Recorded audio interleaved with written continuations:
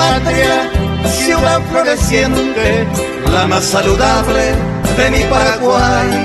Tu bella natura es incomparable, eres la más limpia, mi ciudad natal.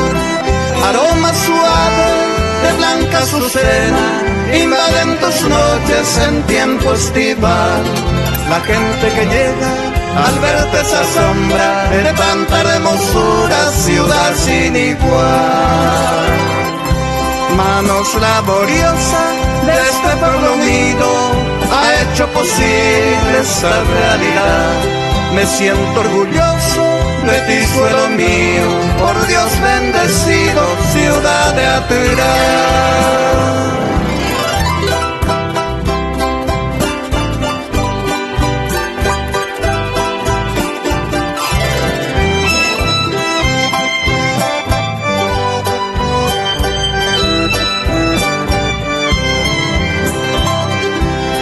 Plaza florida con árbol frondoso, cual sombra cobija del sol tropical. Tu templo de antaño hoy guarda un tesoro, reliquia sagrada, tu histórico altar.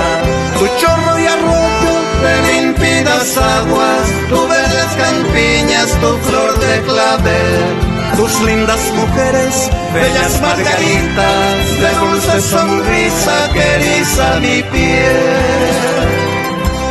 Es la Marianela, un lugar de ensueño, tu cruz, su cerro, aire buquejar.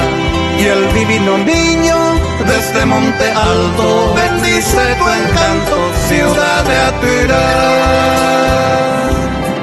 Señor San Francisco y la Candelaria, esta es mi plegaria, que haya unidad, que juntos cuidemos esta tierra amada, que siempre florezca, ciudad de Atirá.